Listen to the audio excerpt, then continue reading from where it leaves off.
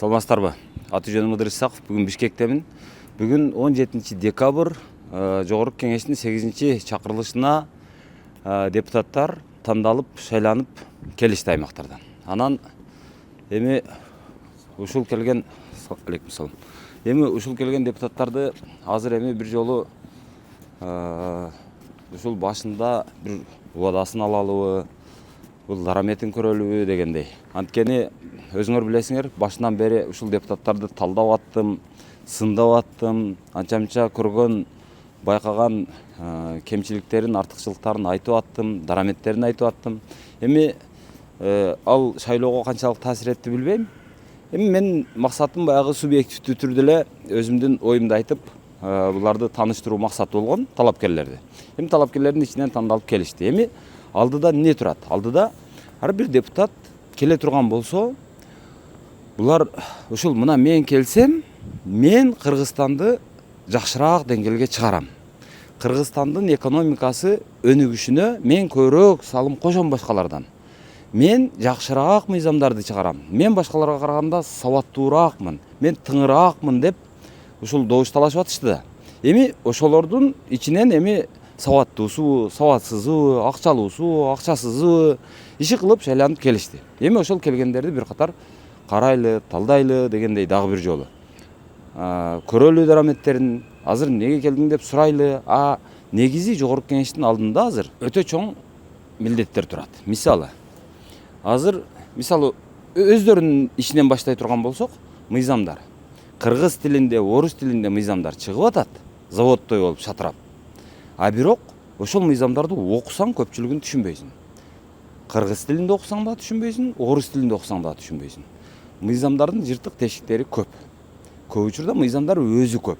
Балким мыйзамдарды азыр булар айтат, мыйзам чыгарганы келдик деп. Ошол мыйзамдар керекпи? Тескерисинче мыйзамдарды кыскартканы келген дагы жакшыдыр балким. Себеби мыйзамдын көптүгү дагы адамды адаштырып, ал кээде адамды тушап салат. Коомду тушап салат, өлкөнү тушап салат. Балким азайтыш керектир. Эгер сиз органдарга арызданбай, президентке кайрылбай, блогерлерге жалынбай эле үй алууну кааласаңыз, анда эч экиленбей Golden House компаниясына келиңиз. Себеби Golden House'тан үй алсаңыз, курулуштун бүтүшүн саргайып күтпөйсүз, батирлеп жүрбөйсүз, сахар, давление, инфаркт болбойсуз. Ал бул деп акчасын санаганыңызча монтип бүтүрүп, дарбазасын коюп, суу, свет, газын улап, колуңузга документтин карматып коюшат. Golden House утурумдук пайдага эмес, бөлүктүүлүккө умтулат.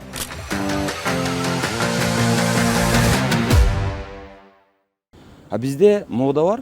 Ошол айрым депутаттар менен сүйлөшсөң, мен мынанча мыйзам чыгардым, 20 мыйзам чыгардым, 100 мыйзам чыгардым деп мактанышат. 100 мыйзамдын бизге ошол кереги барбы, жокпу? Ошонун зарылчылыгы барбы, жокпу? Анын пайдасы барбы, же тескерисинче адамды, коомду тушаган зыяны барбы? Ошон үчүн баягы мыйзамдын көптүгү менен эч качан мактанбаш керек деп ойлойм. Андан көрө мыйзамдын түшүнүктүүлүгү менен, мыйзамдын баягы коомду бир алдыга жылдыра турган бир миссиясы менен, ошонун таасири менен мактансак жакшы болот деп ойлойм. Бул бир, ошол мыйзамдардын сапаты жана анын түшүнүктүү кыргыз тилиндеги мындай жазылышы менен мактаналы. Ошол нерсе ишке ашабы, ашпайбы? Мен ошону сурагым келет. Андан сырткары, эми экономика боюнча Кыргызстан азыр дүйнөнүн нары кой. Мына ушул Борбор Азия мамлекеттеринде экономикасы эң чакан мамлекеттердин ичине кирет. Биздин экономика эң чакан. Аны мойнубузга алалы дагы ошону эң бир түзүгүрөөк бир деңгээлге чыгара турган миссия азыр ушулардын дагы мойнунда турат. Ошон үчүн ошол экономиканы көтөрүш үчүн булар эмне кылат азыр? Мен ошону сурагым келет. Экономиканы мисалы азыр биздин экономикабызды алганда ички дүң продукциябыздын көлөмүн ар бир жанга бир жылдыгын, ар бир жанга бөлө турган болсок, ар бир кыргызстандыктын башына бөлө турган болсок, $2000 туура келет. Бизден тең эсе аз саны жагынан, территориясы жагынан дагы бир нече аз Грузиянын экономикасы биздикинен 5 эсе көп деп койсок болот. Алардыкы дээрлик $10,000 жакындап келген. Биздики $2000 эми ашты? Ашса бир $10 ашты окшойт. $2012, $2015 ашып барса. Аларда ар бир адамга ошол дээрлик $10,000 жакындап турат. Ошон үчүн экономика маселесин кандай кылышат булар? Ички дүң продукциянын көлөмүн ошол жанагы Грузиянын деңгээлине чыгарганга булардын кандай бир рецеби бар? Кандай бир мындай көрүп аткан бир программасы бар? мен ошону билбейм. Коопсуздук маселеси кандай чечилет? Андан сырткары билим берүүнү өзүңөр билесиңер. Мектепке киргизишиң проблема баланы, бала бакчага киргизишиң андан бетер проблема. Кайсыл ооруканага барсаң кезек күтүү, иретсиз аптекалар, жана башкалардын бардыгы азыр мени чеч, тезирээк мени бир жаңысыл кыл деп ошол проблемалар суранып турат. Алар кандай чечилет? Аларга чечүү боюнча буларда кандай рецеби бар? Мен мисалы билбейм. Азыр буларда ошондой мына мен деп жулунганга жараша ошол проблемаларды мынтип чечели деген бир ою барбы? Программасы барбы? Мен билбейм. Кыргыз тили мисалы колдонулушу. Бишкекке келсең бүт элдин бардыгы орусча сүйлөйт. Кыргыз тили качан колдонула баштайт мына жерде? Ал боюнча булардын ою кандай? Булардын бир рецеби кандай? Саламаттык сактообуз, ошо билим берүү боюнча дагы абалыбыз жакшы эмес. Ошон үчүн эми ушуга окшогон нерселердин баардыгын азыр ушул депутаттардан сурайлы деп атам. Бул рецебиң барбы, бир программаң барбы? Неге келдиң? Эмне иш кылам деп атасың? Не оюң бар, не максатың бар? Деп ошолорду сурайлы деп атабыз. Азыр эми депутаттар негизинен наркы эшиктерден кирет окшойт. Жогорку кеңештин эми 4 эшиги бар. Алдында, артында, анан 2 капталында. Азыр эми журналисттер, депутат эместер мына арткы эшигинен кирет окшойт. Бизди ошо кирсеңер арткы эшигинен киресиңер деди. Ошол арткы эшигине келдик. Кыргызда, өзбөктө пухта деген сөз бар. Ал пухта адамдын сыпатына карата айтылат. Пухта адамдар мынтип кайсыл жерде иштесе, кайсыл жерде жүрсө, ошол акчасын чача бербейт. Тапкан буюмун акчасынан тышкары дагы бирдемелерди ала жүрөт, топтой жүрөт, и ошолордун мекенине жөнөтүшөт. Үйүнө алып келет, пайдаланат. Ошондой пухта адамдарды мына жөнөткөн жүктөрү келди. Мына Жылдызбек менен Ильязбек дагы азыр бир партиясын алып келишти. Мына азыр карасаңыздар бардыгы бар. Велосипеди бар, дөңгөлөгү бар, мынага окшогон бирдеме бышыра турган мештери бар, бардыгы бар. Азыр эми ушулар келип түшөрү менен портерлерге жүктөлүп региондорго дагы кетет. Мен бардыгыңыздарды ошол Орусияда жүргөндөрдү айрыкча мен ошол пухта болууга чакырат элем. Анткени пухта адамдардын бардык жогу пухта. Акчасы өзүнчө, тапкан буюму өзүнчө, топтогон буюм терим оокаттары ал өзүнчө, ошонун бардыгын алып келе берет, алардын берекеси болот ошо кишилердин. Мына, азыр бардык ушулар кетет азыр. Азыр эми кийимдерибизди тапшырдык. Посттон өттүк. Анан 5-кабатка көтөрүлөт экенбиз. Ошо 5-кабатта көбүнчө депутаттар азыр кирип чыгып жүрүшөт экен. Ошол жерден анан аркыбыздын Кудай буйруса кармап сөзгө тартып, анан айтабызга дейм. Ассаламу алейкум. Кандайсыңар? Тынчсыздарбы? Саламатсыздарбы? Кандайсыздар? Бир Чолпонбек деген депутат ушул жерде келген кабинетте издеп келдик эле. Чолпонбек Бек мырзабы? Жок, бул жак эмес. Адашып калдыңыздар. Адашып калдык. Ким анда бул жакта? Чумоев. Бакыт мырза кирип чыга алганда? Бул жакта азыр жогот эле биреме. Макул. Күтүп тура алганда, Так, өзү эми депутат болгондон кийин булар баягы журналисттерге, коомго ачык болуп, жооптон качпай, мындай бир дайыма бардык суроого, бардык нерсеге ачык болгонду үйрөнө бериш керек го дейм. Өтөрүңүздөр.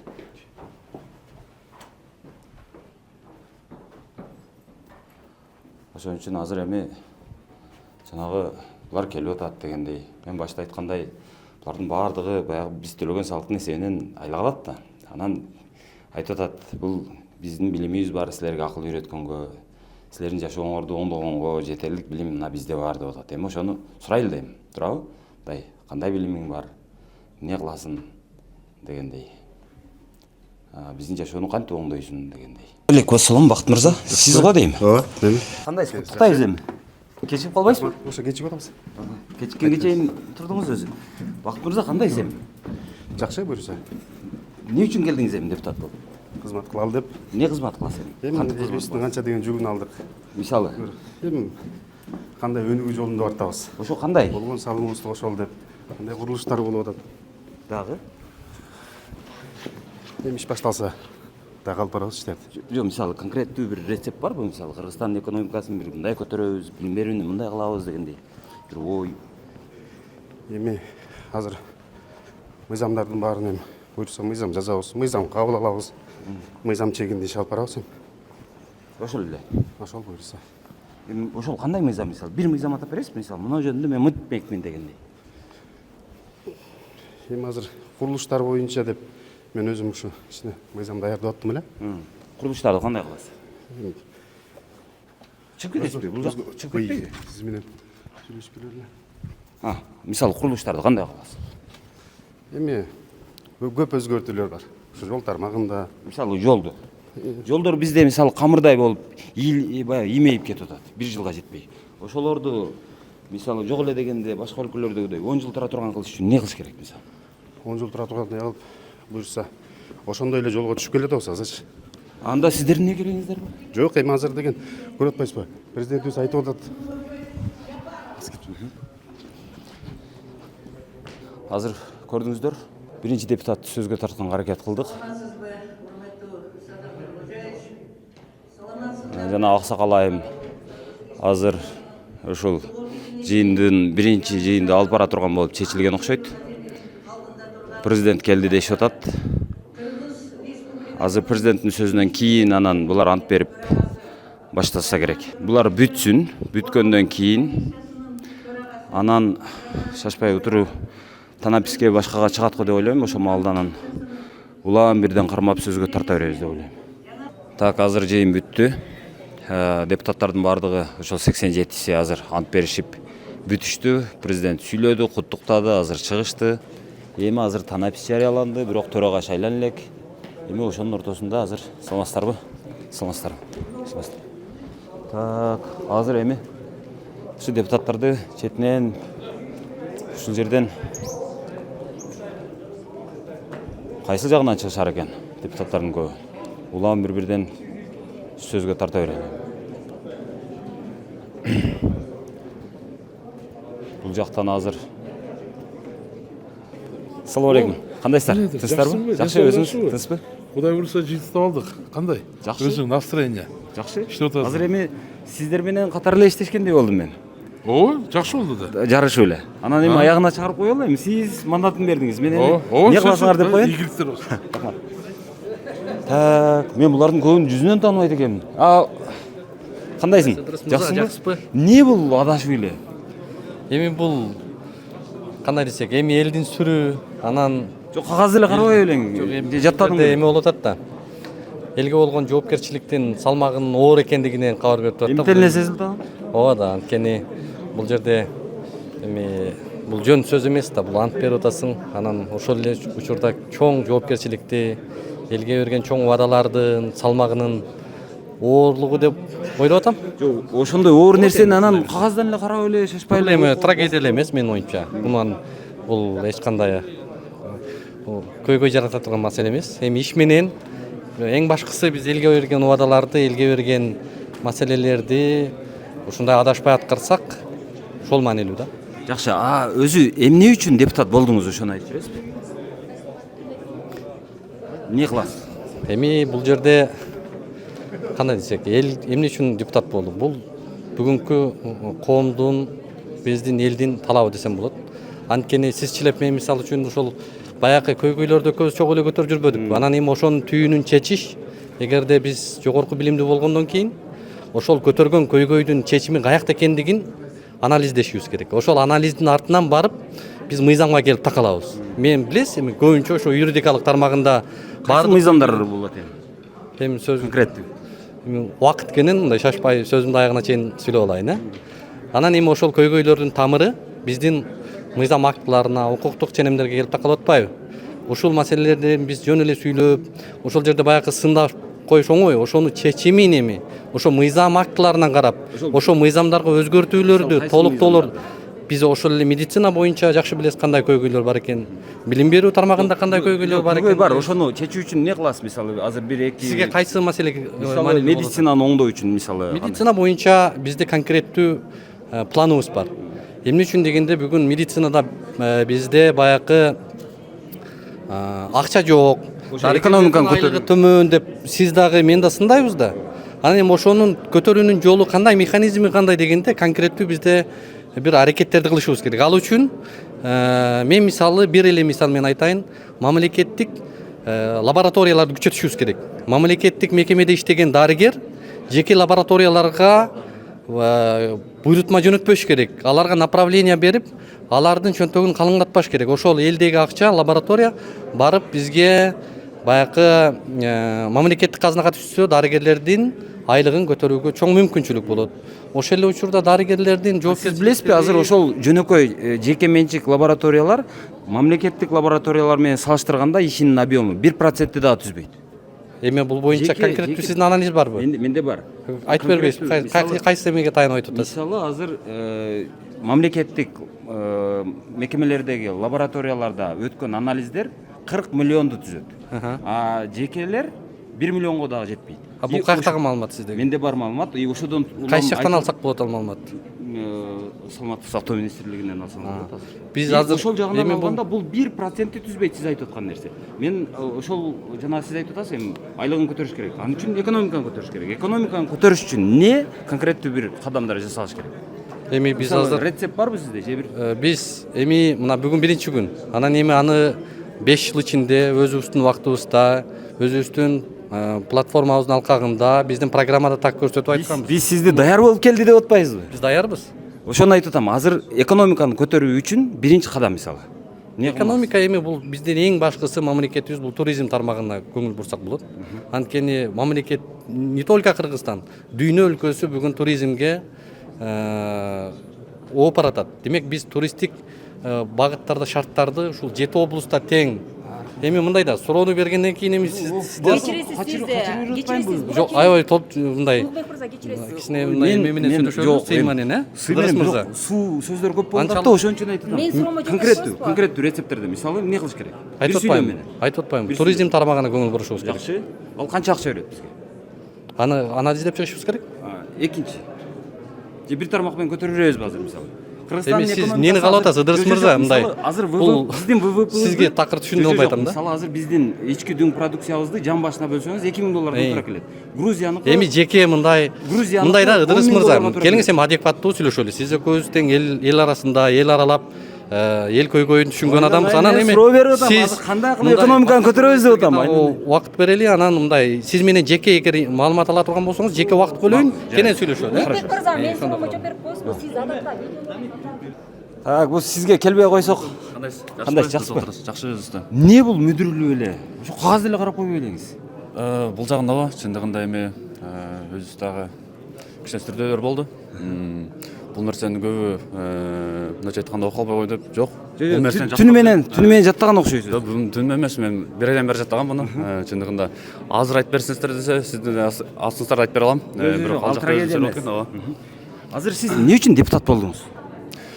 Депутат болуу чындыгында бул мага чоң жоопкерчилик иш, бир гана мага эмес, биздин мына Кыргыз мамлекетинин жаштары үчүн мына өзүңүздөр билгендей бул шайлоо жаңы мыйзамдар менен ачык айкын жаңы өтүп жатат. Буга чейин да мен куракта жаштар келген эмес, мен бир гана өзүм эмес, мындайча айтканда жаштарды орусча айтканда представлять этем бул жактан. Кудай буйруса, жакшы элибизге ак ниет менен, жоопкерчилик менен кызмат кылып берип, мындан ары дагы мен артыман жакшы ишти көрсөтүп берсем Кыргыз элине. Ошол эмне иштер дагы мисалы азыр көбүнчө эле азыр эми негизги милдети азыр мисалы Кыргызстанда экономиканы көтөрүү, туурабы? Ооба, экономиканы көтөрүлсө, жанагы нан болот, аш болот дегендей, той болот дегендей. Ошо экономика үчүн рецепттер бирөөнү бир сүйлөм менен айтып бере аласызбы? Чындыгында мына программасын айтып кетсек, көптөгөн бизде программалар бар. А мен жакында да чакырсаңыздар терең тааныштырып кетем. Бир сүйлөм менен мисалы азыр мындай кылсак экономикабыз мынчага көтөрүлөт деген сыяктуу рецепт барбы? Биринчиси, ооба, бул биздин Кыргыз элибиз менен тыгыз иштөө. Анткени көптөгөнү бардык, көптөр менен сүйлөштүк, көйгөйлөрүн уктук. Чыныгы элдин көйгөйлөрү угулбай калып атканы, элдин наразычылыгы бар экен. Ошо биз элибизден сурап, ошол нерсени көтөрсөк эле биздин көптөгөн мындайча айтканда көйгөйлөр чечилет. Бир гана бул экономика жаатында эмес, башка жакта көп эле маселе чечилет деп мен ойлоймун. Жок, ошо конкреттүү мисалы. Биринчиси бул мына биздин депутаттардын өзүнүн шайлоочуларына жасаган жумуш боюнча жыл сайын милдеттүү түрдө отчет берчү мыйзам эмнегейин деп жатам.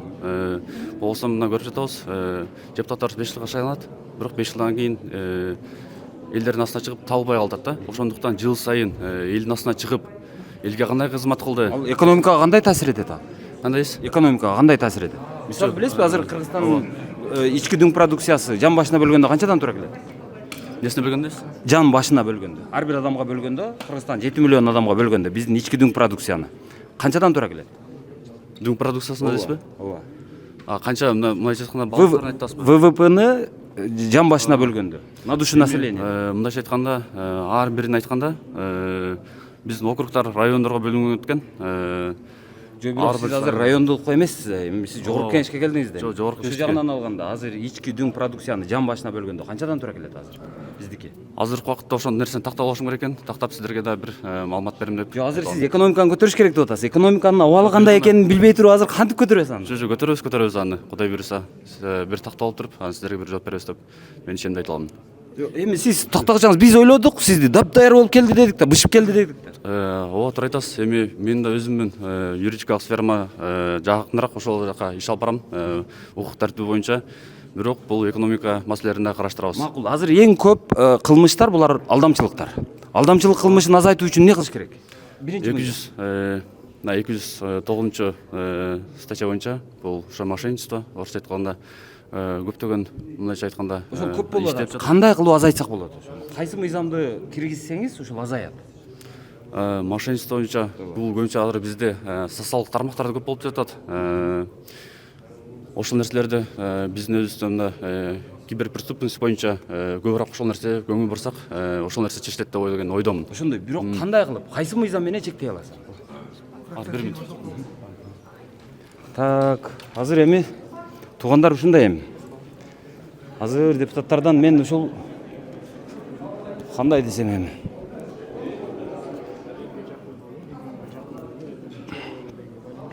Депутаттардың көбі ошол электрондук кетеді. Демек, биринчи кезекте ушул созуп элге жакыныраак болот. Анткени бири-бирине байланып. Мисалы мен деле мурда Кыргызстан боюнча шайланып келип Кыргызстан боюнча иштесем, азыр биринчи майрамга байландым. Демек, биринчи майрамдан чыга албайм.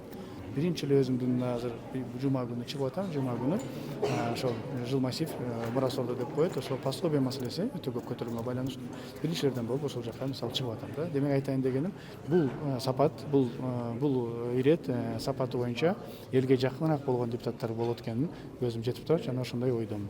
Марлен мырза, эмне үчүн депутат болуп келдиңиз? Өзүмдүн буга чейинки кылган иштеримди кайрадан улантууга, биринчи кезекте билесиздер, мен мурдагы созувда 141 мыйзамды жазып, сиз айткандай бирок сапаттуу мыйзамдарды жазып, эл үчүн, мамлекет үчүн жазып, ал жерде жарышкандан эмес маселе, же көп жазгандан эмес, биз ошол эртең менен 7-ден 11-ге чейин бул жерде охранадан салыштырып болот, көп иштегенге байланыштуу ушундай мыйзамдарды жаздык да. Ошол деле болот эле, отуруп алса деле болот эле, бирок мыйзам аркылуу кайсыл бир тармактардын тийиштүү жерлерин оңдогонго болот экен. Мисалы ошол эле жаш балдардын зордук сомбулугун өзгөрттүк биз. Ошол эле биздин ата-энелердин, баатыр энелердин пособиясын Эми мындан бияка, мисалы экономиканы көтөрүү үчүн. Азыр мисалы бизде азыр канча адашпасам ички дүң продукциябыздын көлөмү жан башына бөлгөндө? Биздин азыр буга чейин 20 жылга чейин ар бир киши башына болгон эле бир $1000 тегеринде болсо, азыр уже мына $2000 тегеринде чыкты. Жок болсо $2000 өдөдөбү же ылдыйдабы? жок, ылдыйраак да. Азыр ошого жакындап калдык деп айтат элем. Грузиянын деңгээлине жеткириш үчүн эмне кылыш керек мисалы? 1-2 кадам барбы сизде? Албетте биздин Грузия болобу же башка мамлекеттерге болот. Жок эле дегенде Грузияга салыштырып. Өзүбүздүн байлыктарыбыз бар. Бул Кудай берген бул кендерибиздин туура балды пайдалануу. Ошол бирден бир мыйзамдын бири буга чейин кабыл алган жана кендерибизди билесиздер 1000 сомго лицензияга сатып 1 килограмм алтын дагы же жанагы уголь дагы, мындай айтканда көмүр дагы алчу эмес. Азыр дагы бир суроо, жанагы мурда баягы ичип жүргөн депутаттар кимдер? Атын айтып коюңузчу. ал ичип келген жок, эми ошо башын баштадыңыз, аягына чыгып коюңуз да. мындай да. Эмне үчүн ал сиз упай ала бересиз, башкаларды жамандай бересиз, а бирок атын атабайсыз? Алдарды жамандаган Эң коопсуз позиция болуп атат. Биринчиден ал депутаттарды биз бир коллектив болгондон кийин албетте андай айтканга. Бирок айттыңыз да, баштадыңыз да, Ар кандай кесилген, же болбосо ар кандай башка темада сүйлөп аткан, өтүп кеткен темалардын бири болчу. Эми ал жерде мен өзүмдү жакшы болобойн же мен жакшымын дегенден алыспыз. Айтып койбойсузбу анда? Атын айтып коюңуз. Жок, эми алар. Башкаларга сабак болсун, айтып коюңуз. Шайлоого катышып эле партиялык ишин эртеңиз эмне болот? Так. Эми. Дагы кимдер бар экен?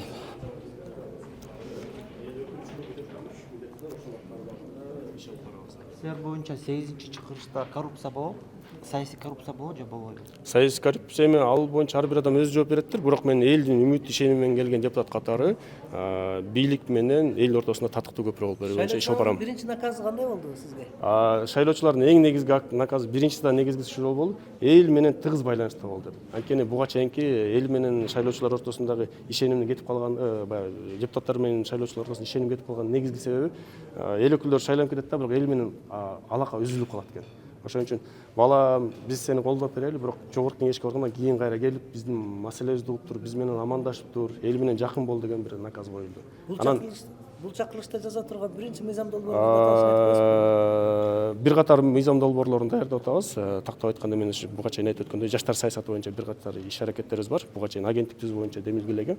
Андан сырткары таза суу боюнча буюрса иш аракеттерибизди баштадык. Анан жергиликтүү бийликке ар бир ошо өзүнүн аймагында өнөр жай аймактарын түзүү, промзоналарды түзүү боюнча ошо мыйзамга өзгөртүү киргизүү боюнча иш аракеттерибиз бар.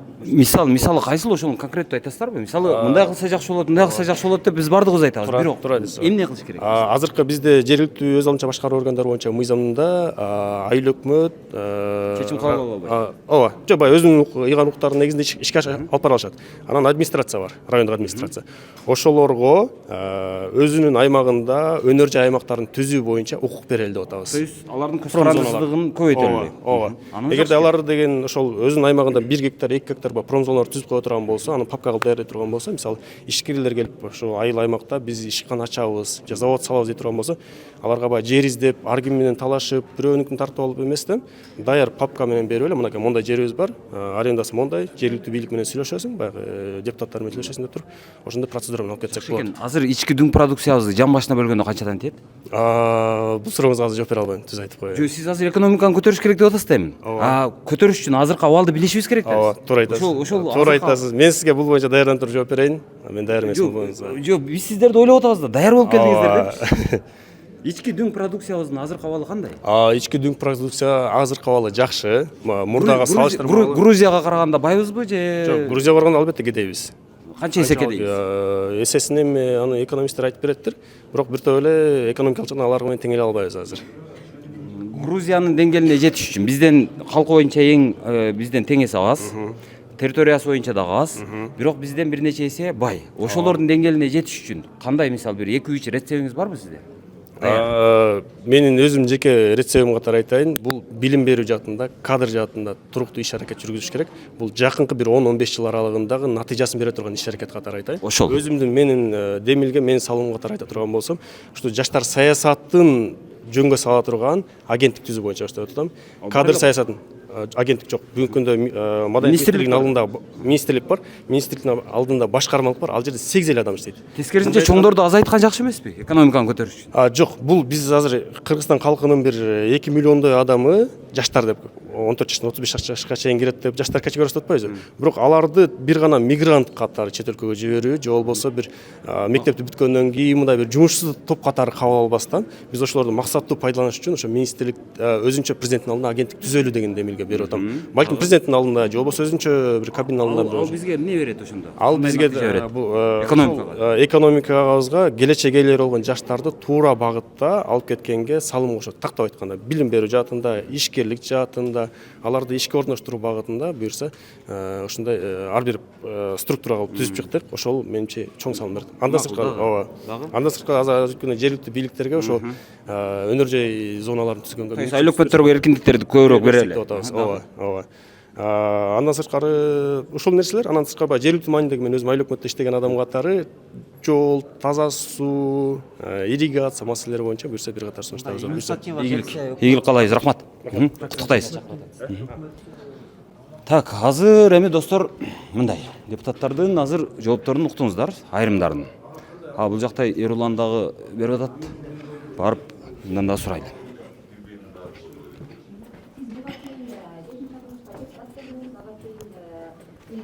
Блогерлерimiz негизи контент жараткан кыйыныраак экен же мыйзам чыгарган бул парламентте? Негизи эле элге эмгек кылган кыйын. Кеп блогерликте эмес же журналисттикте эмес же эл өкүлүндө эмес да. Кеп кылган эмгегиңде. Ар бир мен айтып кетем ар дайым, ар бир профессия бул биз үчүн инструмент. Ошол элге кылып аткан эмгегиңдин да бир инструменти да. бүт бар. Эрлан мырза, Негизи жумуш жок негизиненчи. Эрлан мырза куттуктайбыз. Бул ишти неден баштайсыз азыр? Эмне үчүн депутат болуп келдиңиз кайрадан? Мен азыр эле айтып кеттим. Мага жогорку кеңеш боюнча эң көп кайрылуулар мага түшөт, эң көп каттар мага түшөт. Ошол себептен ошолордун эң көйгөйлүүлүгүн карап, ошондон кийин иши улантабыз да. Анткени азыр Натыйжачы? азыр Результат. Ыдырыс мырза, мен ойлойм, мен эң ошол өзүмдүн округумда эң аз акча коротуп, эң аз жарнамаларды колдонуп, эң көп добуш алып келгеним бул мен ошо кылган жумушумдун жыйынтыгы деп ойлойм да. Ошондой эле иш алып бара беребиз. Жыйынтыктар эми абдан көп. Мен түшүнүп атам, көп эле журналисттер, көп эле ушул кызыктырган адамдар ушундай нерселер, ушундай суроону берет. Ыдырыс мырза. Бирок эми мен жооп бере албайм. Менин соц тармактарым ачык. Мен кылган жумуштарым, мен кылган жыйынтыктарым бүт ошо соц тармактарда көрсөтүлүп турат. Санитардык тазалыкты көп көтөрдүңүз. Бирок ошону өзгөртүү үчүн мыйзамдык деңгээлде эмне болду азыр? Мисалы, буга чейинки чакырылышта отурдуңуз. Эми анда биз жаратылуу өзгөртүү көрбөдүк. Бир мыйзамдык, мисалы санэпидстанцияны жоюп салуу, же болбосо аны күчтөндүрүү дегендей. Азыр эми мындан бияка эмне кыласыз? Ыдырыс мырза, ал мыйзам долбоору тилекке каршы билинбей калган. Анткени биз акыркы күнү кабыл алганбыз. Жаңы мыйзам долбоору кабыл алган. Тамак аштыгынын коопсуздугу боюнча. Эми ошол мыйзамды контролдоп иштеткенге аракет кылам. Анан кийин биз ушундай нерсеге көнүп турубуз, Ыдырыс мырза. Тилекке каршы да биз жакалап эле, азыр кыл деп эле тура береткенбиз да. Негизинен мындай нерселер бат кылынбайт. Ушул нерселер могул мындайча алып келгенде азыр биздин ошол систематически да шайлоону башка нукка бурганыбызга, мындайча айтканда бир 8 жыл мага кетирдим да ошол нерсегечи. Анткени мен бир тыйын коротпой, бир кишини сатып албай, бир агитатор албай, бир кишини бир жакка сүйрөп барып сен мени угасың деп туруп агитация кылдыртпай ушул күнгө келип жеттим да. Бул деле өзүнчө бир жумуш да. Ошондой нерселер көп болот эми Нуржачы. Бул өзүңүз үчүн жумуш болуп атат, эл үчүн деген. Өзүм үчүн эмес, кечирип коюңуз. Өзүм үчүн эмес. Бул Кыргызстандын келечеги үчүн. Кыргызстанда мен өмүр бою жашабайм. Мен Кыргызстанды басып алган эмесмин. Менден кийинки да келечек муунубуз келатат. Ошолорго дагы ушундай нерселер калыш үчүн системаны бузуп, системаны талкалап, биз билгендей, буга чейин жогорку кеңештин депутаты же коррупционер, же бай, же байдын баласы болуп атышат, туурабы? Азыр мен силерге ачыгынан, айкынынан көрсөтүп берип атам. Эгер элиңерге эмгек кылсаңар, буга чейин мисалы Текебаевтар, саспай сизге интервью деле берерим, эгер кааласаңыз. Буга чейин азыр Эрулан мырза айтып атат, шайлоодо биз ачылыш жасадык деп, туура ачылыш жасашты. Бирок ошол эле учурда буга чейин ошол акчасыз, мисалы Текебаевтар шайланып келген, Мадумаровтар шайланып келген, Доорунбек Садырбаевтар шайланып келген. Ошогон окуялар болуп эле аткан да. Алар дагы убагында ушундай азыркы блогерлердей эле популярдуу адамдар болушкан. Анан ошодон улам азыр эми булар жанагы биз ачылыш жасадык деп атат, мен ачылыш катары көрбөй атам. Азыр эми мындай. Бул жерден эми бир жагынан алганда сыйлай турган жагы ушул көбүнчө блогерлер сөздөн качпай журналисттерге жооп берип атышат. Анысы жакшы, мактай турган. Бирок даярдык маселесин азыр өзүңүздөр көрдүңүздөр, мен ага баа бербей эле коеюн. Өзүңүздөр баа бересиздер муну көрүп. Азыр эми комитеттин же фракциянын жыйынына чакырып атышат деп депутаттар тарап кетип атышат. Эми мен мынтип айтат элем да, негизи депутаттарды мен буга чейин айткам, көтөргөн туусу жок. Мындай бир парламентаризм болсун, же президенттик башкаруу болсун деген сыяктуу мындай системалуу өзгөртүүгө идеясы жок деп айткам. Бирок макул эми айрымдары демократ болсун, айрымдары либерал болсун, капиталист болсун, социалист болсун, макул. Болгону алардын ошол Кыргызстан бардыгы ким болбосун, алар Кыргызстанды оңдойбуз, экономикасын көтөрөбүз, коопсуздук жагын күчтөнтөбүз деген сыяктуу максат менен келет эми. Бардыгы элге кызмат кылам деп атат. Элге кызматты эми элге кызмат ошол. Экономиканы көтөрүш керек, то есть бизди байытыш керек. Андан сырткары билим берүүнү оңдош керек, медицинаны оңдош керек, коопсуздукту оңдош керек. То есть ошол боюнча конкреттүү буларда кандай кадамдар бар? Мисалы коопсуздук боюнча биз мына чечимди кабыл алышыбыз керек, мына чечимди кабыл албашыбыз керек, мындан абайлашыбыз керек, мынодон качышыбыз керек, мыного катуураак турушубуз керек деген сыяктуу бир маселе. Мисалы азыр дүйнөдө эмне болуп атат? Дүйнөдө азыр Авраам келишими деген болуп атат. Азыр Америка мына Борбор Азия мамлекеттерин Авраам келишимине кол коесуңар деп кыйнап атат. Бул жанагы Израиль менен дос болосуңар деп атат. Макул биз дос бололу. Дос болсок башка мусулман мамлекеттер аны колдойбу? Биз менен жанагы алакасы бузулуп кетпейби? Ошондой учурда Авраам келишимине киришибиз керекпи, кирбешибиз керекпи? Депутаттарда кандай позиция бар ушул боюнча? Коопсуздукка бул түздөн түз таасир эте турган мисалы факторлордун, темалардын бирөөсү. Бул боюнча азыр бир да депутаттан эч нерсе уккан жокмун. Медицина боюнча. Медицинаны реформа кылыш керекпи, кылбаш керекпи? Кылсак кантип кылыш керек? Жеке менчикти көбөйтүшүбүз керекпи? Же болбосо тескеринче жеке менчикти эмес, мамлекеттик мекемелерди көбөйтүш керекпи? Грузиянын жолу менен кетиш керекпи? Саакашвилиникиндей кылып балким. Билим берүү боюнча кандай кылышыбыз керек? Мисалы мектептерди кантип курушубуз керек? Мектептерди дагы канча мектепти курушубуз керек? Билим берүүнүн методикасын өзгөртүп кайрадан карап чыгышыбыз керекпи? Азыр буга чейин айтылып атат, жанагы Сингапурдун методикасы менен окуйбуз деп. Макул окуйлу. Ошол кандай болуп ишке ашат? Ошол боюнча буларда бир ой барбы жокпу? Мисалы айрым бир предметтердин окулушу боюнча кыргыз тилиндеги баягы айрым тыгыштарды кошуу, кошпоо жөнүндө кеңири колдонуу боюнча эмне маселе болуп атат? Экономиканы көтөрүү боюнча мисалы азыр бир да депутат айткан жок, азыр Кыргызстандын ички дүң продукциясы канча жан башына бөлсөң десең, эң кыйын деген, мурда тажрыйбасы бар деген Марлен Маматалиев азыр $2000 жетпейт деп атат. А $2000 биз ашканбыз. Эми ушул жактарынан алганда билбейм эми кыскасы ушундай. Азыр эми депутаттарга башкаларына дагы бир киргенге аракет кылайлы эми. Ушунча келгенден кийин. Азыр эми жанагы Улукбек мырза бир аз эмоцияланып өзүнчө жооп берейин деп калды, бирок даяр бир жооптору болсо, даярданып келсе, күнү түнү уктабай бир программасында бирдеме болсо ошону айтабы десем, тескерисинче жинденгенсиди. Макул эми. Азыр эми башкаларына кабинеттерине болсо да киргенге аракет кылып көрөлү. Кеттик. Саламатсыздарбы? Кандайсыздар? Кандайсыз? Куттуктайбыз. Рахмат, рахмат. Эжеке, эмне кылайын деп атасың? Иштейбиз. Иштегенде. Аткара турган маселе абдан арбын. Программа чоң, максат чоң. Ошол эле социалдык чөйрө, анын ичинде саламаттык сактоо, жанагы жөлөк пулдар, баатыр энелер боюнча абдан көп маселе көтөрүлдү. Бирек ооз, алыскы, мына бирек сүйлөм менен айтсаңыз болобу? Азыр жаш депутаттардан сурасам, баягы суу сөздөр көп экен. кыйынга баягы алыска жете турган айылдар бар го. Мен өзүм үгүт учурунда барып келбедим, Алай Куу айыл аймактарына. Ошондой бийик тоолуу жетүүгө кыйын жерлерде бир мезгилде жана төрөт койкалары жок болуп кеткен. Акча каражаты жетишсиздигинен. Мына быйыл Кудайга шүгүр канча жылдан бери мамлекетибиздин каражаты көбөйүп атат деп атабыз. Ошолорду кечегинде калың кар түшкөндө көрдүңүздөр, Аялдар төрөп калса кандай келет эле. Ушул маселелерден баштап саламат сактоодон, ошол эле жөлөк пулдар Кантип чечиш керек дейсиз? Эми мына саламат сактоо министрлиги менен сүйлөшүп, азыр жакында бюджетти карайбыз да, мына ошол жерден ушул маселени көтөрөйүн деп алдыма план коюп атам. Рахмат. Сизге да рахмат.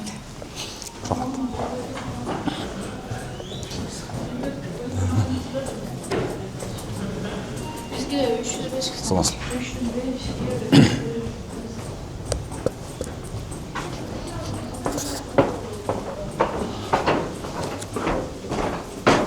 Саламатсызбы? Ассалаумалейкум. Жакшысызбы? Кандайсыздар? Жакшы, рахмат. Куттуктайбыз. Рахмат чоң. Депутат болуп келдиңиз. Кудай буйрса. Эмне үчүн келдиңиз? Эмне кыласыз? Элге кызмат кылуубу? Жок, эми элге кызмат кыласыздар. Ошол кызмат кылуунун конкреттүү бир предметный айтсаңыз болобу? Мындай кылам, биринчи кадам мындай, экинчи кадам мындай. Муну мынтип өзгөртөм дегендей. Бир сүйлөм менен айтсаңыз болобу? Биринчиден биз шаардан шайланып келдик. Жогорку кеңешке келдиңиздер да. Туура. Бирок көбүнчөсү азыр бизге кайрылган АТРдин негизинде кошулган аймактар бар. Жал айылы, Орок айылы, Сарбан, Кашкабаш селекциялар да ошолордуку именно АТР негизинде өткөнү менен көйгөйлөр көп экен да. Ошолорго мыйзамдагы толуктоо киришиш керек экен. Мисалы, эмне кемчилиги бар? Биринчиден үлүш жерлери чечилбептир көбүнчөсүнүкү. Анан алардыкы именно жер маселелери көп экен да. Ошол боюнча иштерди алып барабыз.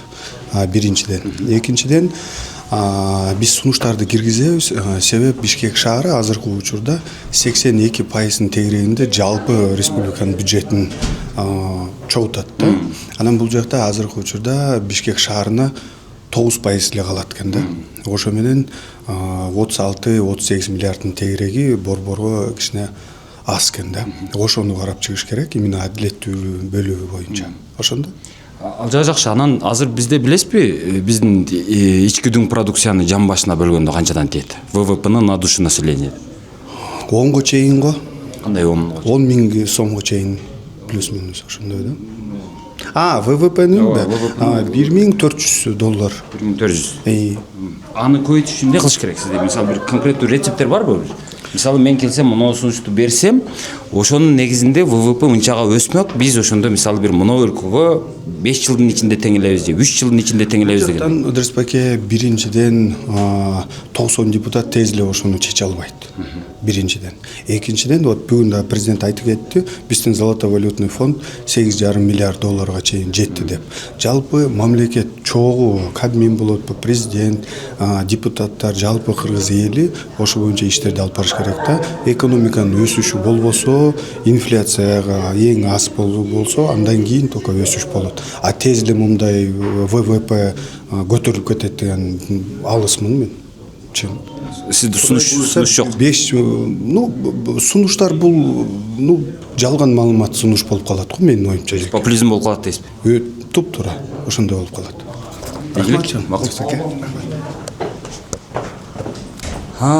Азиз мырза, саламатсызбы? Кандайсыз? Жакшы. Куттуктайбыз. Рахмат. Мен эмиге сапар берейин, шашып атам. Жок. Эмиге сапар. Азыр сиз 5 карасам эң аксакал сиз экенсиз, депутат катары. То есть 5-чи жолу келип атасызбы? 5-чи жолу. 5-чи жолу эмне үчүн келдиңиз? Элге кызмат кылуу үчүн. Буга чейин кызмат кылып жыргатпадыңызбы? Жок, түшүнбөдүм. Буга чейинки. Эми балким башкалар кызмат кылыш керектир эле. Же болбосо азыр дагы кыл элек эмнеңиз бар эле? Баягы мен көп элге айтып аттым, жанагы буга чейин көрсөтө элек дагы эмне кереметиңиз калды дегендей. Мындай кылайлычы, азыр мен чынында кечигип атам, төрага шайлайбыз. Бир күн келиңиз, отуруп каалагандай сурооңузга жооп берейин. Болобу? Каалаган суроо. Айла жок. Болду. Атак. Качпаймын теге интервьюдан. Бир келиңиз. Давайте. Саламатсызбы? Сизди мен тааныбай калган турбаймынбы? Сизден алдык. Саламатсызбы? Кандайсыз, саламатсызбы? Жакшы. Куттуктайбыз. Рахмат. Эжеке, шайланып келдиңиз. Эмне үчүн келдиңиз? Элдин көйгөйүн бийликке жеткирүү максатында келдим. Эл менен бийликтин ортосунда көпүрө болуу максатында элге иштей турган мыйзамдарды чыгарайын деп келдим. Мисалы? Эми мисалы бизде азыр эң көйгөйлүү маселелерибиз айыл жергесинде суу катуу маселеси. Суу катуу менен эмне бул суу катуу айыл жергесинде көп нерсеге түрткү болот. Түшүмдү мол болушуна. Кандай кылып чечесиз аны? Мисалы ирригация жок болушу мүмкүн, же болбосо суу өзү жок болушу мүмкүн, же болбосо тамчылатып сугарыш керекпи, суу жетпей атат деп атабыз. Эмне кыласыз? Буну чечүү жолунун бирден бир себеби эле БСР салыш керек. Эмне деген? БСР баягы суу чогултуучу, кыргызчасы суу чогултуучу. Суу кампа же болбосо жанагы суу сактагычпы? Суу сактагыч. Суу сактагычын салышыбыз керек.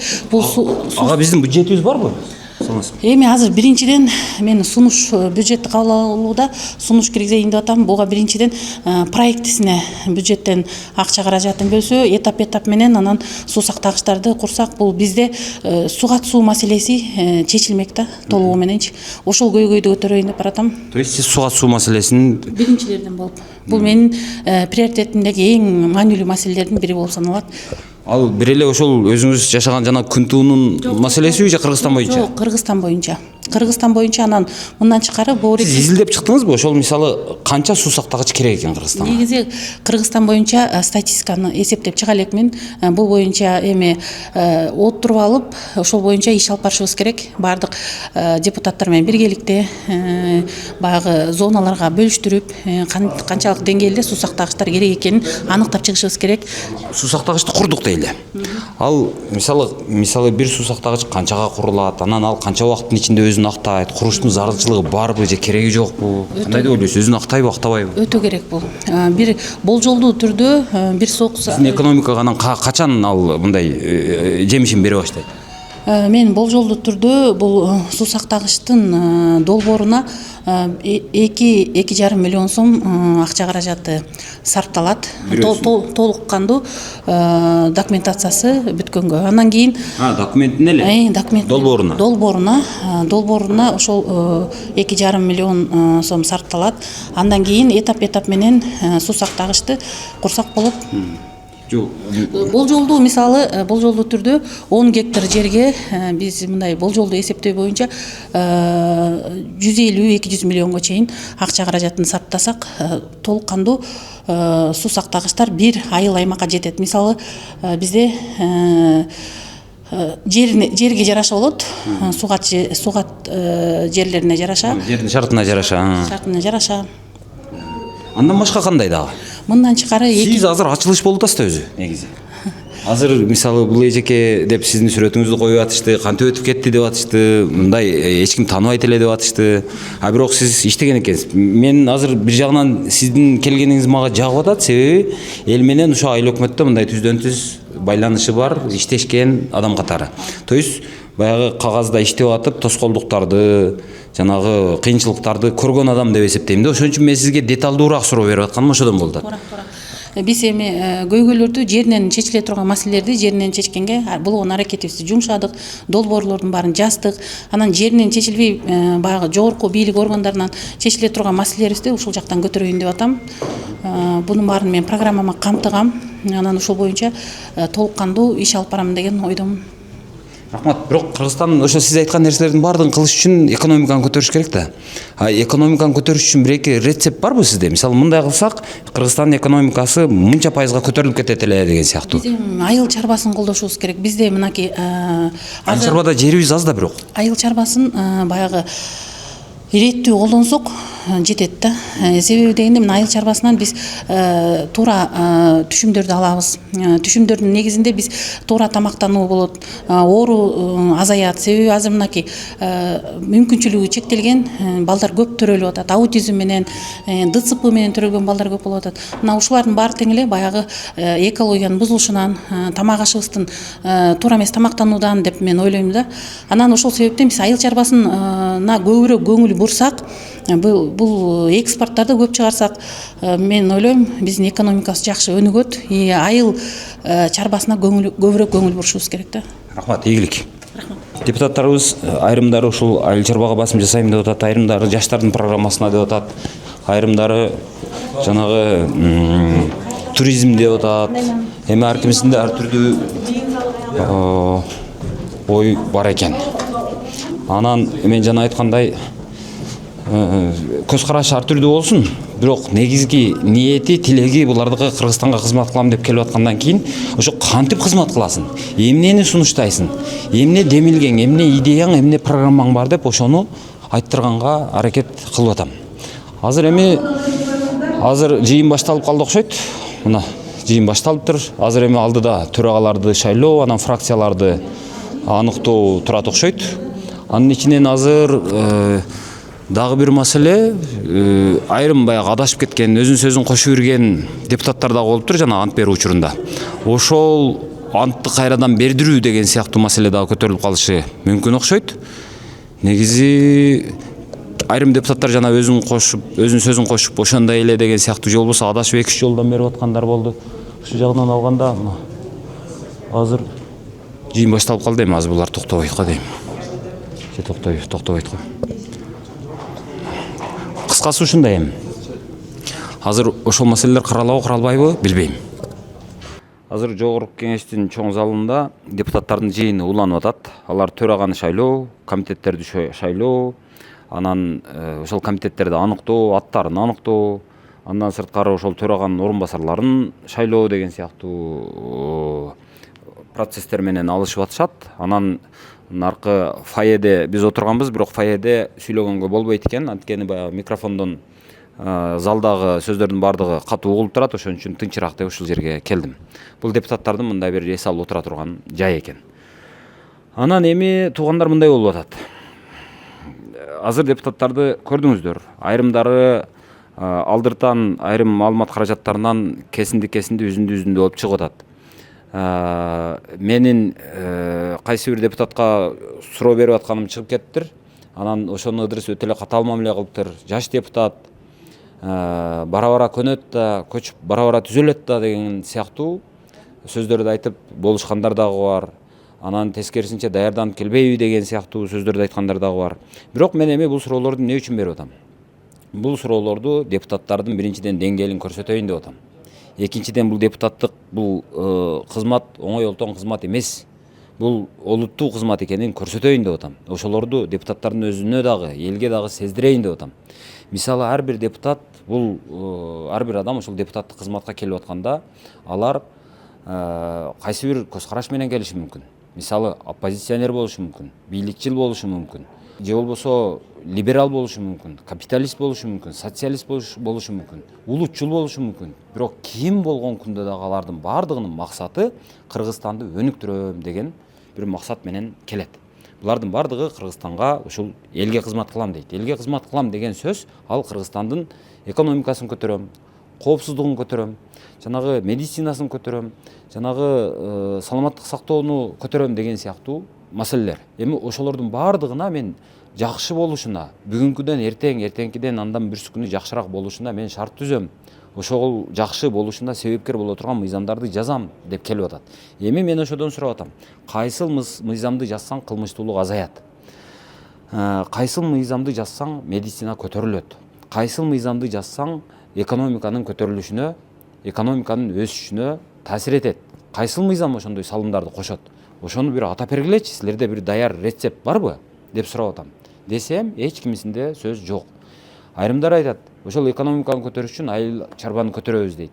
Айрымдар айтып атат, завод фабрикаларды салышыбыз керек деген сыяктуу. Бирок эми ошону дагы мындай көтөрүш үчүн азыр абалыбыз кандай? Балким экономикабыз жакшыдыр.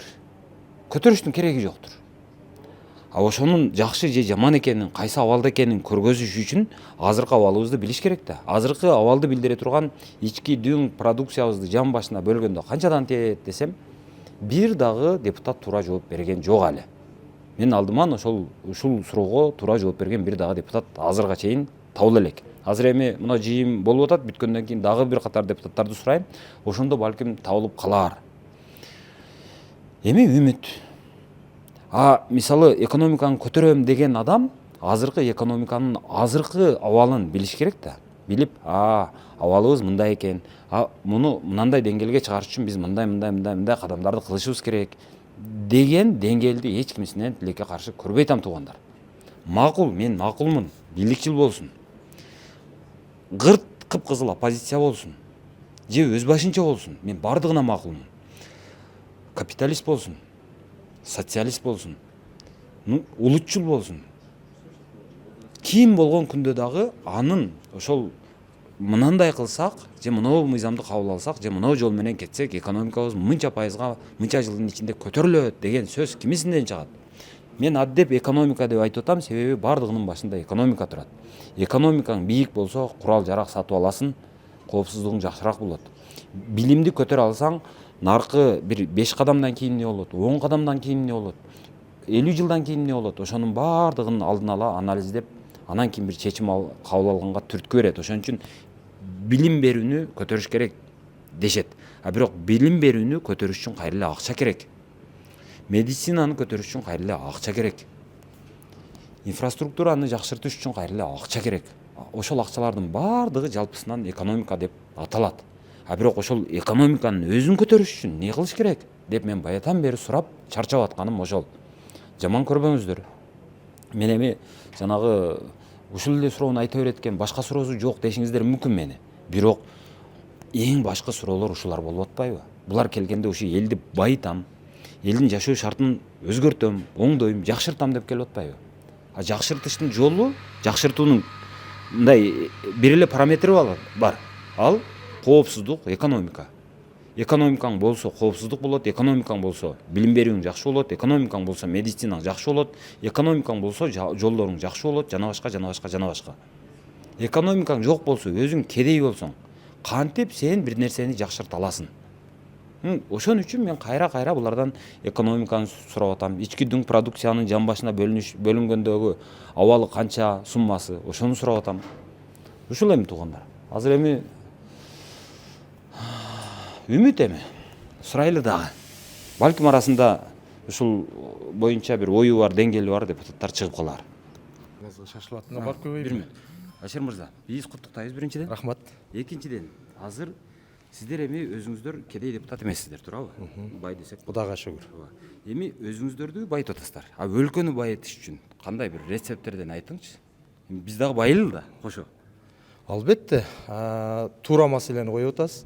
Буга чейин мына мен дагы 4 жыл аралыгында, 4 жыл мурда депутат болуп шайлап, Аллахтын буйругу менен, элдин колдоосу менен мына бүгүн экинчи жолу депутат болуп шайланып келип атам. Рецепт айтсаңыз жакшы болот. Жок, ошону айтып атпайбы. Сиз сөздү мындай бузбай турсаңыз, анан эми мамлекет үчүн биринчи кезекте мына азыр өзүңүз байкагандай өлкө жетекчилери ушунчалык биринчи кезекте ушул уюшкан кылмыштуу топту мындай ачык күрөш жарыялап, ошого утурлай эле коррупцияга каршы күрөш жарыялап, ушунчалык деңгээлде бир уч гана адамдар байыбасын, мамлекеттик кызматта иштеп, эч кандай бизнеске аралашпай, мамлекеттин эсебинде жүрүп, мисалы мурдагы министр болобу же дагы башкабы, депутат болобу, ким болбосун, мамлекеттин эсебинен байыгандар азайып, карапайым эл дагы бардыгы бай болуш керек деген принципти коюп туруп, мына өзүңүздөр көрүп атасыздар, акыркы 3-4 жылдан бери катуу күрөш жүрүп атат. Бүгүнкү күндө кустуризация бул бир методика. Бир методика. Коррупцияга каршы күрөшүү.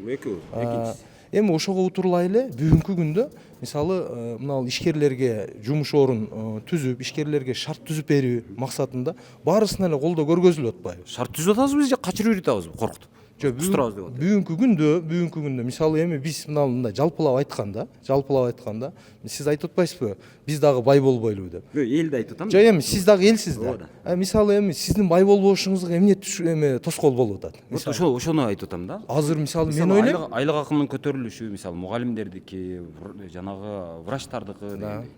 Эми албетте мисалы эми реалдуу караганда ким ишкерлик жасайбы же болбосо дагы бир кандайдыр кошумча жумуш жасайбы, мен ойлоймун биздин мамлекетте эч кандай чектөө жок болуш керек деп ойлойм.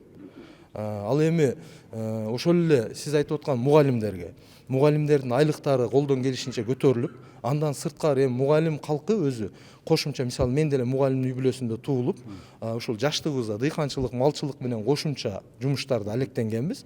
Ошондой эле азыркы күндө дыйкандарга арзандатылган насыяларды, дагы мисалы жер үлүш иштеткендерге бир топ жылга мораторий киргизип, салыктан бошотуп, ошого колдон келген аракеттер болуп атат деп ойлойм. Ал жагы бар. Мисалы Грузияда врачтар 10 000 доллардан айлык алат экен. Биз эмне үчүн Грузиядай боло албайт? Эми мындай да бардык нерсе резко эле болуп кетпейт экен да, бат эле болуп кетпейт экен. Ушул батыраак болдуруш үчүн мындан 5 жыл мурда мисалы 20 000 алгандар азыр мисалы 60 000, 80 000ге чейин алып атпайбы? Эми мурдага караганда, реалдуу караганда бир топ мындай өсүү көзгөрүнө көрүнүп турат деп ойлойм. Эми мындан нары дагы ошол секреттерди чоңойтуш үчүн сизде мындай эмне сунуш, эмне идея? Менде сунуш биринчи кезекте азыркы мисалы уланып аткан ушундай бир чоң күрөштү дагы аягына чыгарып, биринчи кезекте коррупцияны кыскартсак, экинчи кезекте ошол жанагы уюшкан кылмыштуу топ мына уже аягы жок эле болуп калды десек болот. Ошого утурлай эле эми чындыгында биринчи кезекте ушу элдин байлыгы элге иштесе, бир уч адамдарга иштебесе, ошондо мисалы мына кумтөр маселесин мамлекетке өзүбүз мисалы бүткөн иштерди айтып атасыз. Жок, ошого окшогон деп сиз мени мындай оюму бузуп атасыз да дырыс. Жок, мен бузбай атам. Мисалы биздин азыркы ички дүң продукцияны жан башына бөлгөндө канчадан тура келет? Бүгүнкү күндө эми мен азыр мындай так санын айтып адашып калбайын, бирок мисалы биздин бүгүнкү күндөгү ИДПнын көлөмү триллиондон ашып 1 триллион 263 миллионго чыкты. Ошондой 2 000 доллардан азбы же көппү? 2 000 долларга жетпей калат. Аны мисалы башка мисал бизден чакан өлкө Грузияда мисалы баягы күнү барып көрүп калдым, ошон үчүн мисал келтирип атам. Аларда 10 000 долларга жетип калыптыр. бизден аз, бизден чакан өлкө. Эми мындайда ошолорго качан жетебиз деп мен эми көзүм буйруса бардыгыбыздын эле ниетибиз ошол. Ооба, ошон үчүн мен рецепт сурап атам да, идея, мисалы мындай кылсак жетебиз, мындай кылсак ашабыз, мындай кылсак батыраак кетебиз деген сыяктуу ойду эч ким эздерден ала албай атам ошол. Жок, мен ошону күтүп атам. Мен азыр Ыдырыс мындайда. Бериңиздерчи ошону. Мен айтайын дегеним, мен мисалы депутат болуп келгенге чейин мисалы мен да ишкер болгом өзүм. Мисалы ачык булактарда мамлекетке салык төлөп, жүзүм жарык элдин алдында. Ошондой эле мисалы ачык бардыкка мисалы жана мен айтып аткандай мамлекет кайсы бир деңгээлде ишкерлерге, мугалимдерге, дыйкандарга бардыгына шарт түзүп бериле турган болсо, мамлекеттин капчыгы канчалык деңгээлде калыңдап, бюджет көтөрүлө турган болсо, сөзсүз түрдө ошол өнүккөн өлкөлөргө жетебиз деп аракет кылып атпайбызбы? Бизде мүмкүнчүлүк бар. Рахмат, болду. Ийгилик болсун, Бак. Эжеке, жок дегенде. Ооба. Ооба, түшөбүз эжеке. Эжеке, эмне үчүн депутат болдуңуз? Неге келдиңиз дейм да? Эми ар бир адамдын өзүнүн максаты бар. Биринчи ирет бул депутаттардын өзүнүн түзмө-түз мыйзамда бекитилген ыйгарым укуктары. Бул адамдардын өкүлү болгон, элдин өкүлү болушу. Жок, ал жакшы. Бирок аны мен эмнени өзгөртөсүз? Мыйзам чыгаруу. 30 жылдан ашык укук коргоо органдарында иштегендиктен өзүмдүн турмуштук, кесиптик тажрыйбамды колдонуп, ушул чөйрөдө иштегенге ниеттендим. Суранычы. Мен аябай кечигип аттым эле. Экономиканы өнүктүрүүчү же болбосо бир нерсени өзгөртүүчү. Сапаттуу мыйзам чыгарууга катышуу. Буга чейинкилер сапатсыз беле? Сапатсыз да болгон. Аны турмуш көрсөткөн. Макул, рахмат. Так, Дастан мырза, салам алейкум. Бизден интервьюну албайсыңбы? Алам да. Эрке депутаттардан. Кандайсыз, жакшысызбы? Куттуктайм. Чоң рахмат. Дастан мырза, азыр буга чейин депутат болгонсуз. 3 жол болду. Ооба. Азыр дагы келдиңиз. Буюрса. Эмне үчүн келдиңиз? Как эмне үчүн? Элге иштейм деп келдим. Бул биринчиден. Жок, элге иштейм деген эми мындай жалпы сөз да. Жок, мына. Мага конкреттүүрөөк жооп берсеңиз. Конкреттүү. Азыр келгенде мынау созуп да ушул чакырылышта. Сиз конкреттүү мисал бир 5 кадамды айтып бере аласызбы? Мынаны. 5 кадамды легко мен айта алам. Айтыңызчы. Эми биринчиден шайлоочулар өзүлөрү эле билет кандай мен активдүү иштедим. Биринчи бул экология маселени көтөрөм. Экинчиден болсо майыптыгы бар адамдардын укуктары жөнүндө бир топ эле сунуштар болот, мыйзам долбоорлор. Үчүнчүдөн болсо бул озеленение боюнча ушундай эле экологияга айтса болот. ТСЖ боюнча 4-чү маселе. Бул эң мындай шаарда чоң проблема болчу да. Аны биз эми ошолордун бардыгын чечүү үчүн биздин экономика көтөрүлүш керек, туурабы? Биз бай болушубуз керек да. Мыйзамдарды мен уже жазып койдум. Уже сунуштайм азыр буюрса азыр бизге сет деп коет, система электрондуу документ оборот. Ошол жерде парольдорду берсе эле сразу биринчи мен ошол мыйзам долбоорлорду чыгарам. Туура, бирок азыр Дастан мырза мындай да. Бардык ошол социалдык маселелерди айтып атасыз да көбүнчө. Эми ошол социалдык маселелерди чечүү үчүн экономика көтөрүлүш керек. Социалдык маселе эмес бул. ТСЖ деген бул социалдык маселе эмес. Озеленение болсо, эми биз экономика кандай абалда болбосок дагы биз ошону кылыш керекпиз. Мына Бишкекте мына смог болуп атат катуу. Мен азыр айттым. Бизде Мин природа бар го, ошол жерге жумушчу топко кирип, ошол жерде бул маселени сөзсүз көтөрөбүз деп айткам. Майыптыгы бар адамдардын маселе боюнча биз сентябрь айында атайын мыйзамды уже бекиттик, ал уже күчүнө кирди, президент колдо койду. Бирок ошонун аткарылышы боюнча жана башка мыйзамдарга уже сунуштарды бериш керек, себеби ошол иретке келтириш керек да, бул жаңы мыйзам болуп атпайбы? Вот, азыр мына көрөсүзгө угаз өзүңүз эле. Бирок мен кайра эле экономиканы сурагым келет да. Биздин азыркы ВВПбыз кандай абалда турат? Жан башына бөлгөндө канчадан? Өткөн былтыр жыл менен салыштырма кылганда 10,2% өсүшү болду. 1 триллион 600 миллиардтан ашты. Жан башына бөлгөндө? Жан башына? Вот ушундай чыкты. Ар бир адам башына бөлгөндө? Ар бир бөлгөндө 1000, по-моему, 200-300 доллар ушундай болуп калды. Себеби аны курска саныш керек аны. Азыр эми мен дагы бир убадаңызды алгым келет да.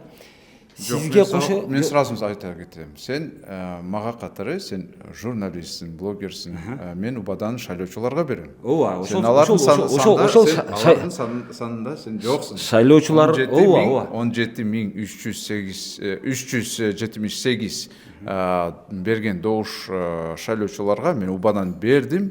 Аларды ошол убаданы аткарганга мен аракетти сөзсүз кылам. туура. Бирок сиз өзүңүздүн округуңуздан башкага кызмат кылбайсызбы анда? Өзүңүздүн округуңуздан башкага, ошо 17 миң шайлоо. Сөзсүз. Майыптыгы бар адамдар не только Октябрьский округда жашайт. Алар башка жерде дагы жашайт. Мен ошону айтып атам. Мага 4-жолу депутат болуп атпайбы? Ошон үчүн сөздү талашып жүрбөйбү? Мага көп ошол майыптыгы бар адамдар кайрылышат. Анын арасында ошол начар көргөндөр, анан жанагы протезге муктаждар, ошолор кайрылат. Ошолорду мен көбүнчө кандай кылып сооротушту билбейм көбүнчө. Ошон үчүн азыр айтыңызчы, ошолор мага кайрыла берсин. Мен Ыдырыска телефонумду же болбосо бир байланыш бир каражатымды беремин. Ошол аркылуу ошол түз мага багыттап кой, мен ошолордун бир мындай бул жакта өкүлү болуп берейин деп айтасызбы? Сен айткандай жок, мен айта албайм. Себеби менин телефонум ар бир шайлоочуда бар. Керек болсо мына менин жардамчым турат. Ар бир Октябрь районунда даже мага добушту бербегендерде аларда дагы менин контактларым бар. Алар мага жаза алат. Демек, сиздин республикалык деңгээлдеги маселелер боюнча жаза берсин. Менде Instagram бар. Мен ортомчого мен муктаж эмесмин. Менде Instagram бар. Мен түз эле ошол Instagram аркылуу, WhatsApp аркылуу 0559 20 55 10 кайсы региондон чалбасын, кайсы региондон жазбасын, мен өзүм эле жооп бере атам. Туура кылдыңыз ушуну. Рахмат. Сүйлөштүк. Туура кылдыңыз. Урматтуу мынау мүмкүнчүлүгү чектелген жарандар, кээде сиздер мага чаласыздар. Мисалы, батир маселеси боюнча чаласыздар, жер маселеси боюнча чаласыздар, пособия маселеси боюнча, дарылануу маселеси боюнча чалып жүрөсүздөр. Мен дайым эле сиздерге жооп бере алчу эмесмин. Эми ошону мына Дастан мырза азыр сиздерде бир мындай өкүл катары, айрыкча ошол майыптыгы барларга басым жасап, өзгөчө бир маани берип, аларга мындай жардам көрсөткөнгө мен даярмын деп атат. Өзүнүн WhatsApp-ын айтты. Андан сырткары ошол өзүнүн Instagram баракчасы аркылуу дагы кайрылып, суроолоруңуздарды берип, талаптарыңыздарды айтып турсаңыздар болот экен. Болду. Бирок эми экономика боюнча кайра эле азыр буларда экономика боюнча дагы эч нерсе айткан жок. Мен ошол көп депутаттардын кемчилиги катары ушуну айтып элем. Азыр бар бюджетти, бар акчаны ошол коротууга, бар акчаны мынтип коротолу, тигинтип коротолу, бул жака бөлдүрөйүн, ал жака бөлдүрөйүн дегенди айтып атышат. А бирок кантип көбөйтөлү дегенди айтпай атышат. Бул дагы азыр Дастан Бекешев мырза дагы ошол акчаны кантип көбөйтөбүз дегендин рецептин айткан жок. Эжеке, саламатсызбы?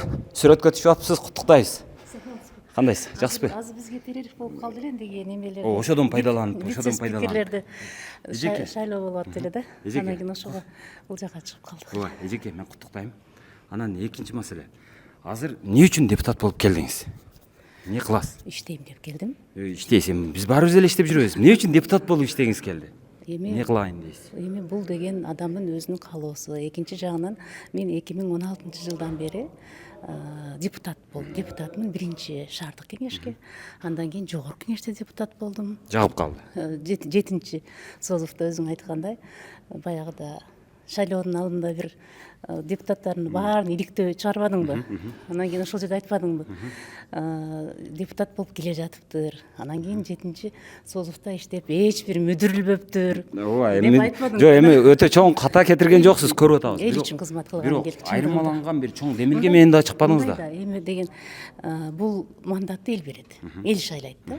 Анан кийин бул бир гана адамдын эми бардыгы силер деле өзүңөр деле каалооңор бар да, каалайсыңар туурабы депутат болобуз. Жок, биздин каалообуз бар да бул жердечи. Мисалы менин каалоом мен эл тандады. Ооба. А сиздин мындай милдетиңиз бар да эми. Биздин эсебизден айлык алып аткандан кийин азыр бизди байытабыз деп келдиңизби? Эмне деп келдиңиз азыр? Эми мындай да, бул жакта жогорку кеңеште өзүңүздөр билесиздер, бул мамлекеттик маанилүү документтерди кабыл ала турган жер. Мыйзамдарды кабыл алабыз. Андан сырткары эл менен бирге иштешип, бул жакта элдин көйгөйүн көтөрүп чыгабыз ушул жерде. Атайын бир күн арналган ушул жерге ар кандай маселелер. Ар бир көйгөйдүн көпчүлүгү эжеке акча менен чечилет өзүчү. Акча болсо көйгөй чечилет. Кандай акча менен чечилет? Эми мисалы айлык көтөрүлсүн, айлык көтөрүлсө мисалы медицинадагы маселе, айлык көтөрүлсө билимдин сапаты дегендер чечилет да. Ошол жагынан алганда акчаны кантип көбөйтөсүздөр? Ошол боюнча бир рецепт айтыңызчы. Бардык нерсе ал деген экономикага жараша. Вот ошол экономика боюнча сизде бир рецепт айтыңызчы. Эми ал мынтип көтөрөм, мындай кылсак, мындай көтөрүлөт. Эми ал деген абдан чоң программада. Эми азыр мен бул жерден мынтип эле мен баягы экономика мындай болсо мен эми мынтип көтөрүлүп кетет деп айта албайм. Ар кандай багытта экономика деген ар кандай багытта өнүгөт. Айыл чарба багыты болобу, же бир жеңил өнөр жай болобу, же жандай соода экономика конкреттүүрөөк берейин. Бардык жагына керектүү мыйзамдарды, ал жакта элге керектүү мыйзамдарды кабыл алып, ошол жерде кайсыл жерде мындай кемчилик болуп атса, аны оңдоп өзгөртүп түзөп беребиз деп кел атабыз. Туура. Азыр мисалы кустуруу болуп атат. Кустуризация бул экономиканы көтөрүп атабы же түшүрүп атабы? Эми бул башка маселе да. Бул экономикалык маселе эмес. Экономика жөнүндө суроо бердиңиз сиз мага. Ал деген эми башка маселе жактан берилет да. Ал баягы ишкерлерди чочутуп качырып атат деп атпайбы? Ошодон ишкерлерди чочутуп качырып алып атабыз. Ошон үчүн деп экономикага байлап атпайбызбы? Мен эми негизи экономикалык өнүгүү жөнүндө жанагы ар бир мамлекетте мисалы кайсыл жагына көңүл буруш керек, ошол жагына мен кызыктармын. Ошол жактан мыйзам жазганга шашылыш болот деп. Ооба, макул, рахмат. Так. Азыр депутаттардан бир ушундай жүрүм турумду байкап атам. Бир суроону езип, аягына чейин чукуп, ушул кандай кыласың, кайсын кандай кыласың деп катуураак ошол аягыраак, тереңирээк чукуй баштаганда эле качып башташат да. Экономиканы мындай кылабыз. Мисалы ишкердикке, мисалы кустуризация мындай таасир этип атат, ал жакшы болуп атат. Себеби мындай. Же болбосо жаман болуп атат, себеби мындай кесепети болот деген нерсени мен укпайтам. Уга албайтам эч кимсинен. Же болбосо инвестициялык климатка мындай таасир берип атат, оң же терс деп мисалы айтканды укпайтам. Тескерисинче кустуризациянын эсебинен көбү тартипке келип атат. Ошонун эсебинен азыр бизде инвестициялык климат кайра жакшырып атат десин. Макул, ага дагы макулмун, бирок ошону дагы айткан эч ким жок болуп атат. Бирөө жарым айтса экен ушу. Азыр эми депутаттар бири-бирин шайлоо менен ора болуп атышат. Журналисттерден жалгыз мен калдым, эч ким жок. Бирок мен дагы күтүп зериктим. Көрсө башка журналисттер билет экен. Эрте менен ошол тутуп кармап алганыңдан алат экенсиң, анан барып кечке чейин үлгүрүп муну берип калыш керек. Ошол жагынан алганда азыр мен буларды күтүп отурсам, эртең же бир күнгө материалым калып кеткиле. Ошон үчүн азыр эми токтото берейин. Эми баягы колго илингени ушулар болду. Анан башка депутаттарга ушул азыркы суроолор сигнал болсун, чакырык болсун. Эми ушуга жараша мындай даярданып өздөрүнүн бир позицияларын, идеяларын башкасын бүт даярдай жүрүшсүн. Анан эми мына отурушат, бардыгы жаңырган, ичи ысык, иштегенге бардык шарт бар, кондиционери бар. Кааласа чай иче турган жери бар экен, кааласа чыгып эс алып тамеки чеге турган жери бар экен, кааласа мынантип нары бери баса турган, кофе иче турган жерлери бар экен. Ичи ысык экен кышында, жайында салкын экен, ремонттолуптур, жакшынакай болуп калыптыр. Эми мына азыр дагы эме болуп атат. Шайлоо, биринчи орун басарларды шайлоо жана башка болуп атышат. Эми мен ушу депутат мырзаларга бир идеям бар. Биринчи кезекте баягыда айттым эле, ушул жанагы мыйзамдардын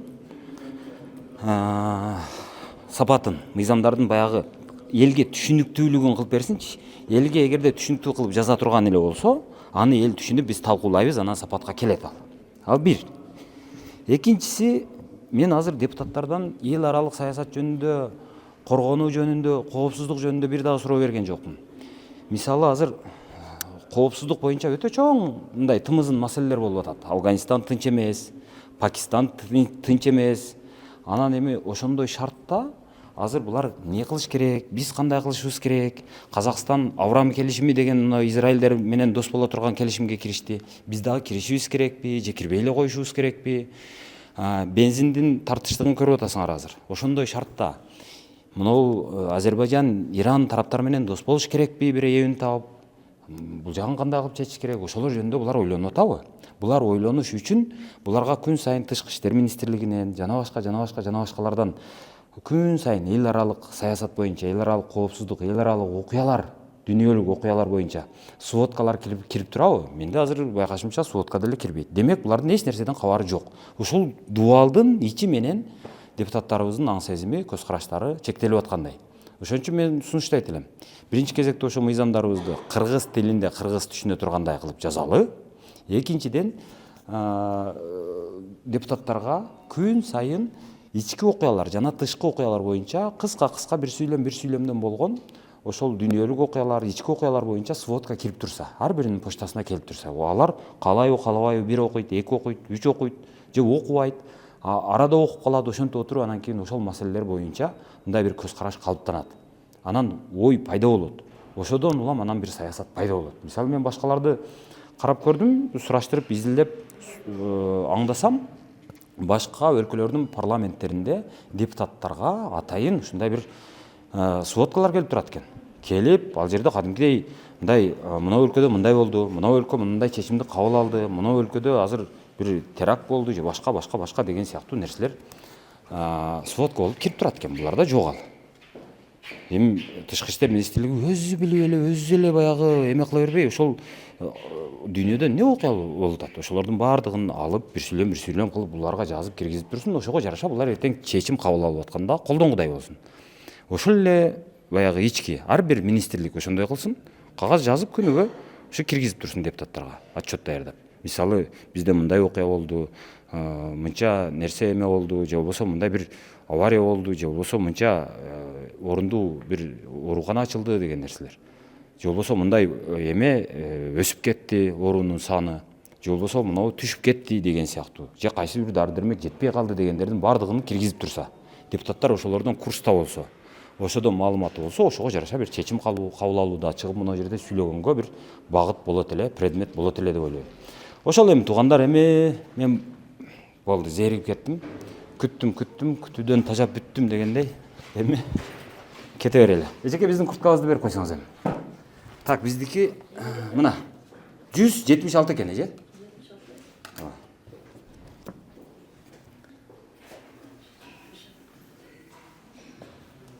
Чоң рахмат, эжеке. Так. Жетишкениме жетиштим, жетишпегениме жетишкен жокмун. Эми секин баралы дагы. Анан ушуларды кечке чейин бүгүн бергенге үлгүрсөм үлгүрүп берейин. Бул жактан чыксак болобу же наркыданбы? Жайырмасы жокпу? Наркыдан, рахмат. Ушундай эми туугандар.